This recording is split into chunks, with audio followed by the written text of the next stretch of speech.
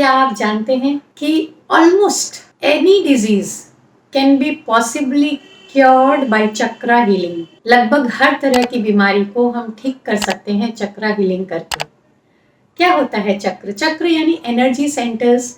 वैसे तो 109 चक्र होते हैं, पर हमारे शरीर में उनमें से मुख्य जो है वो 7 होते हैं। और एनर्जी सेंटर्स या चक्र को हील करके, उनको ठीक करके, उनमें बैलेंस ला करके हम लगभग हर बीमारी को ठीक कर सकते हैं। 72,000 नाड़ियां होती है हमारे शरीर में। इनमें से 3 जो प्रमुख है, हमारे लेफ्ट, सेंट्रल और राइट। सेंट्रल में सुषुम्ना, इदा और पिंगला, लेफ्ट एंड राइट में जो नाड़ियां होती है ये प्रमुख है। और इन नाड़ियों की जो इंटरसेक्टिंग पॉइंट होते हैं उनको हम चक्र कहते हैं, एनर्जी सेंटर्स। तो यहाँ पर हमारी एनर्जी जो होती है वो स्टोर होती है अलग अलग फॉर्म में, अलग अलग इमोशन में, अलग अलग तरह से। और ये हमारी स्पाइन में लोकेटेड होती हैं। आइए पहले हम समझते हैं ये 7 चक्र क्या है, इनकी लोकेशन क्या है, फिर आगे बात करें। सबसे पहला इन 7 चक्रों में जो सबसे पहला है वो हमारी बेस ऑफ द स्पाइन, रीढ़ की हड्डी के बिल्कुल नीचे के स्थान पर, जब हम बैठते हैं तो कुशन पर या चेयर पर, ग्राउंड पे हम जहाँ बैठे हैं, जो टच कर रहा है रीढ़ की हड्डी का जो हिस्सा, बेस ऑफ द स्पाइन, वहां पर पहला चक्र होता है जिसे हम रूट चक्र या मूलाधार चक्र कहते हैं। उससे जब हम थोड़ा ऊपर आते हैं, हमारी जननेंद्रिय, जेनाइटल्स के पीछे सेकंड चक्र होता है जिसको हम स्वादिष्ठान चक्र कहते हैं। नाभि के पास हमारा तीसरा चक्र यानी कि मणिपुर चक्र होता है। और ऊपर आते हैं तो हृदय के स्थल पर हमारा अनाहत चक्र, और गले के पास विशुद्धि चक्र, चक्र 5। दोनों भ्रुओं के बीच में, भ्रू मध्य के बीच आद्या चक्र होता है, और सर की चोटी पर सहस्रार चक्र होता है। ये 7 चक्र जो मुख्य हैं। बेस ऑफ द स्पाइन पर मूलाधार चक्र, मूलाधार चक्र और मणिपुर चक्र के बीच लगभग 12 इंच डिस्टेंस होता है। फिर मणिपुर चक्र नाभि के पास, वहां से हृदय चक्र तक, अनाहत तक फिर 12 इंच, हृदय से थ्रोट चक्र या विशुद्धि चक्र तक फिर से लगभग 12 इंच, और फिर आद्या चक्र तक फिर 12 इंच, और आद्या चक्र से सर की चोटी यानी कि सहस्रार चक्र 12 इंचेस। ये चक्र जो है, जिन्हें हम एनर्जी सेंटर्स कहते हैं, मेडिकल साइंस के अकॉर्डिंगली भी जो ये चक्र हमारे ऋषि मुनियों ने, हमारे एंसेस्टर्स ने हजारों साल पहले बताया है, इनके बारे में चर्चा की है। आज मेडिकल साइंस उसको एंडोक्राइन सिस्टम की तरह से, यानी कि जो ग्लैंड्स होते हैं वहां उसके साथ कनेक्शन है इनका। तो हमारा रूट चक्र जो है वह एड्रीनल ग्लैंड से कनेक्टेड है, और उसके ऊपर जो स्वादिष्ठान चक्र है उसका कनेक्शन हमारे जेनाइटल्स यानी कि ओवरीज और टेस्टिकल्स के साथ होता है। मणिपुर चक्र का कनेक्शन पैनक्रियास से होता है। अनाहत चक्र का कनेक्शन थाइमस ग्लैंड के साथ होता है। विशुद्धि चक्र का कनेक्शन थायराइड ग्लैंड से है। आद्य चक्र का कनेक्शन पिट्यूटरी और पीनियल ग्लैंड से है, और सहस्त्रार चक्र का कनेक्शन हाइपोथैलेमस से है। तो हमारे ये 7 चक्र जो हैं उनका कनेक्शन कलर्स के साथ भी है, रंगों के साथ। मूलाधार चक्र जो है उसका एसोसिएशन रेड कलर के साथ है। स्वादिष्ठान चक्र का कनेक्शन ऑरेंज कलर के साथ। मणिपुर चक्र या सोलर प्लेक्सस, उसका कनेक्शन येलो कलर के साथ। अनाहत चक्र, हार्ट चक्र का ग्रीन कलर के साथ। विशुद्धि या थ्रोट चक्र का कनेक्शन ब्लू कलर के साथ। आद्य चक्र का कनेक्शन इंडिगो कलर से, और सहस्त्रार चक्र का कनेक्शन वायलेट कलर से है। तो इन 7 चक्रों का कनेक्शन इमोशंस के साथ भी होता है। हमारी एनर्जी इमोशंस के फॉर्म में भी स्टोर होती है इन एनर्जी सेंटर्स पर। जैसे जो रूट चक्र, जो मूलाधार चक्र है, वहां पर एनर्जी इनर्शिया के रूप में, जड़ता के रूप में रहती है। और जब अगर एनर्जी ब्लॉक हो जाती है मूलाधार चक्र पर, यदि तो जीवन में कोई रस, किसी काम में कोई इंटरेस्ट नहीं रह जाता है, आलस्य भर जाता है, एंथुसियाज्म की कमी होती है, उत्साह नहीं होता जीवन में, किसी भी काम को करने का मन नहीं लगता, लेथार्जीनेस बहुत ज़्यादा रहती है, इस तरह का जीवन हो जाता है। वहीं जब ये चक्र एक्टिव हो जाता है तो आपके जीवन में उत्साह और उमंग आ जाता है, काम करने में रस आ जाता है।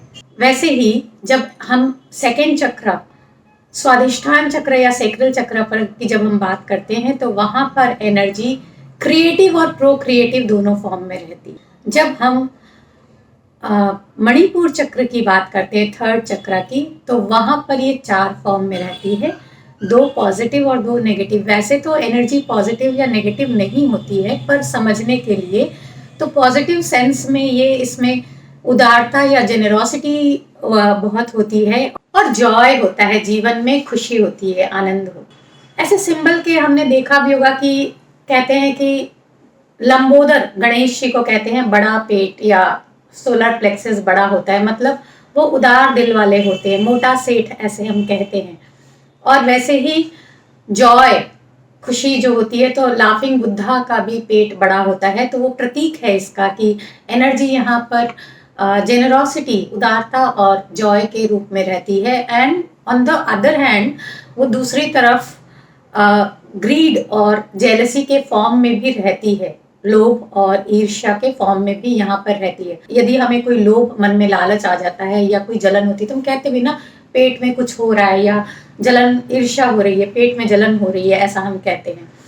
और वहीं जब हम अनाहत चक्र पर, हमारे हार्ट चक्र पर आ जाते हैं, तब ये लव, फियर एंड हेट्रेड, प्रेम, भय और घृणा, नफरत के फॉर्म में होती है।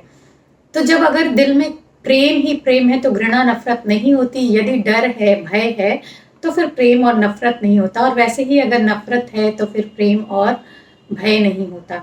तो इस तरह से जब हम 5वें चक्र, विशुद्धि चक्र, थ्रोट चक्र पर आते हैं तो एनर्जी का फॉर्म चेंज होता है, और पॉजिटिव सेंस में जब इसे हम देखते हैं तो ग्रैटिट्यूड, सेंस ऑफ ग्रेटफुलनेस हमारे अंदर आता है, कृतज्ञता का भाव।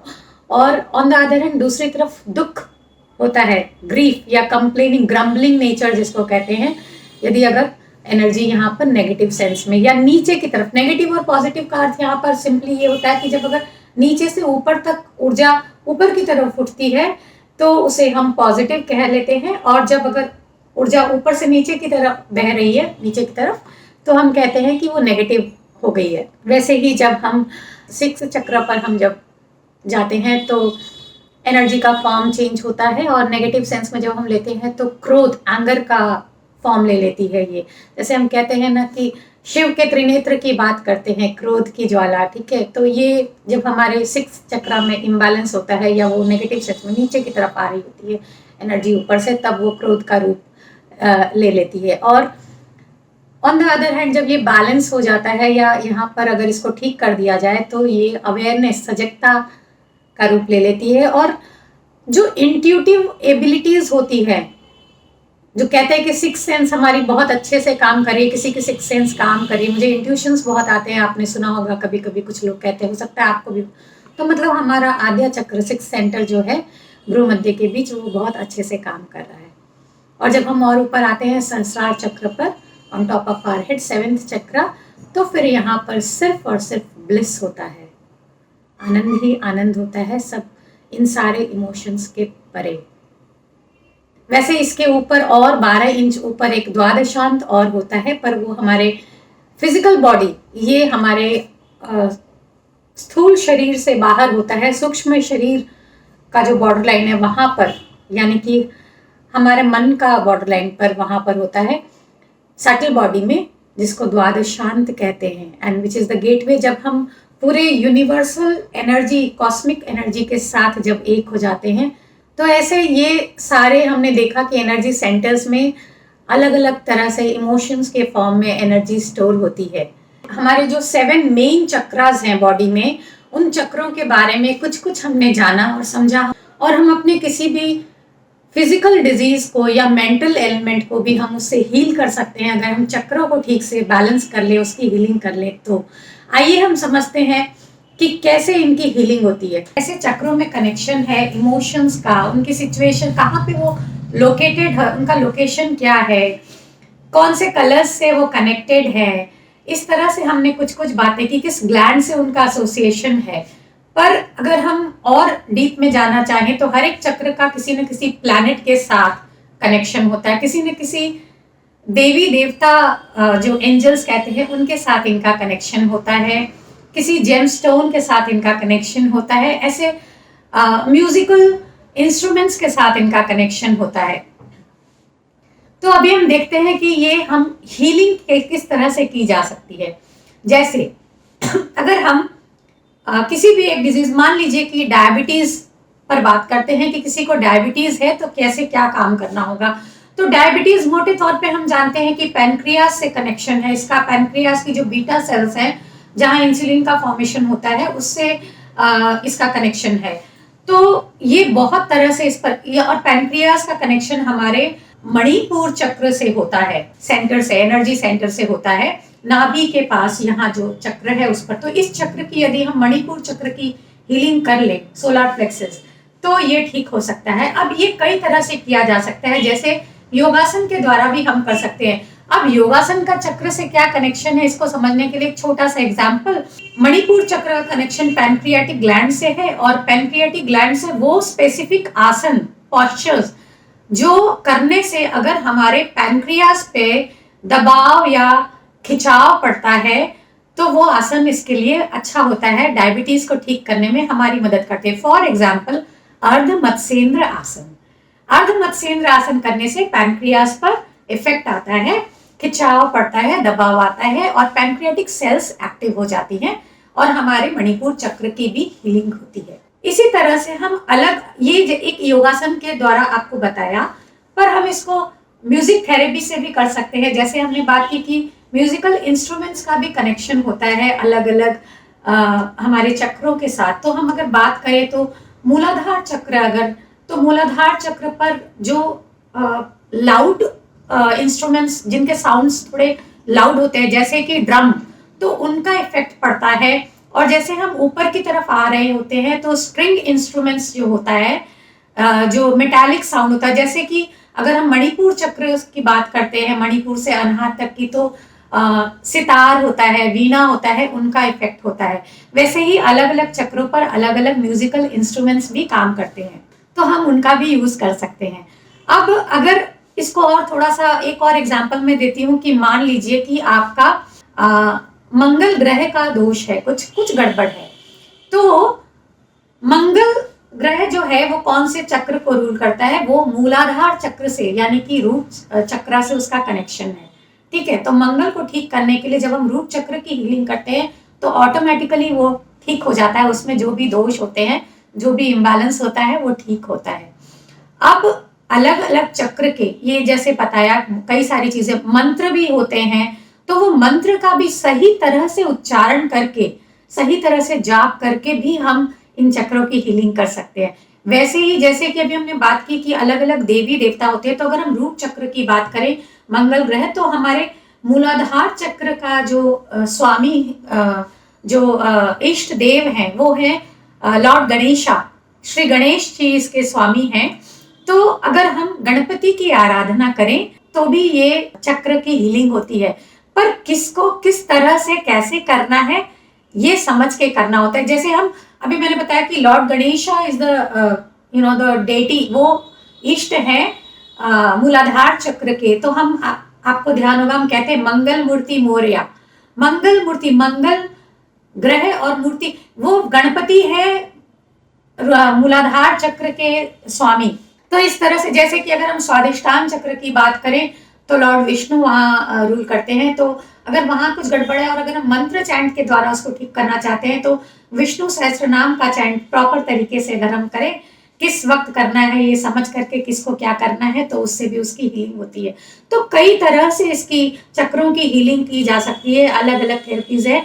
हम योगासन के माध्यम से, प्राणायाम के माध्यम से, अलग अलग चक्रों के लिए अलग अलग मुद्राएं भी होती हैं।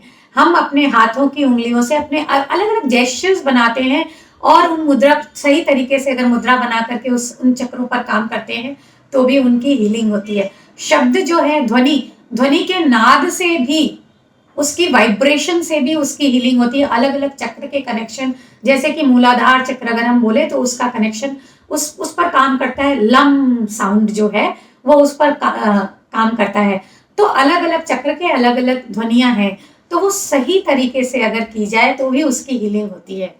तो दोस्तों ये हमने बात की चक्र हीलिंग, और इसकी इस तरह से हम ये एक दो मैंने आपको एग्जांपल्स देकर बताया। जैसे कि अगर थायराइड है तो हम समझ सकते हैं कि थायराइड ग्लैंड यानी कि हमारे विशुद्धि चक्र से उसका कनेक्शन है। इसी तरह से हमें वो समझना पड़ता है कि वो डिजीज कहाँ से कनेक्टेड है, किस चक्र से उसका कनेक्शन है, या किस तरह से सामने जिनको प्रॉब्लम्स हो रही है उनकी हीलिंग करनी है, कौन सी हीलिंग उनको बेहतर वे में दी जा सकती है, योगासन के माध्यम से या ध्यान मेडिटेशन के माध्यम से या मंत्र के माध्यम से या फिर कलर थेरेपी, म्यूजिक थेरेपी, किस तरह से उनको ठीक किया जा सकता है, हील किया जा सकता है, ये समझ करके हम चक्रों की हीलिंग कर सकते हैं। और ये एक ऐसा बोलते हैं अचूक रामबाण जिसे कहते हैं ना, अचूक उपाय है कि इसको करने से ऑलमोस्ट हर तरह की बीमारी अगर ये सही तरीके से की जाए, और जब आपकी हीलिंग की जा रही है, आपको जो भी उपाय बताए जा रहे हैं, अगर आप वो बहुत अच्छी तरह से फॉलो करते हैं तो ये ठीक होता ही है।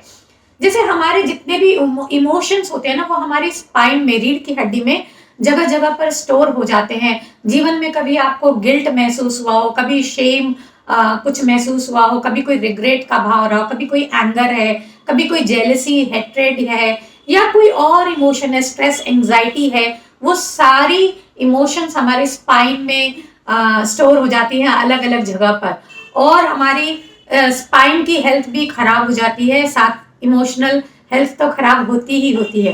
तो ये चक्र हीलिंग जब हम करते हैं उसको समझ करके, तो हमारे स्पाइन में जो पहले के स्टोर्ड इमोशंस होते हैं, नेगेटिव इमोशंस, वो सारे भी बाहर निकलते हैं, हमारी स्पाइन भी हेल्दी बनती है, और हमारे इमोशनल इम्बैलेंस जो होते हैं वो भी बैलेंस्ड होते हैं, और हमारे मेंटल, तो ये सिर्फ हमारे फिजिकल हेल्थ के लिए नहीं बल्कि हमारे मेंटल हेल्थ के लिए भी काम करता है।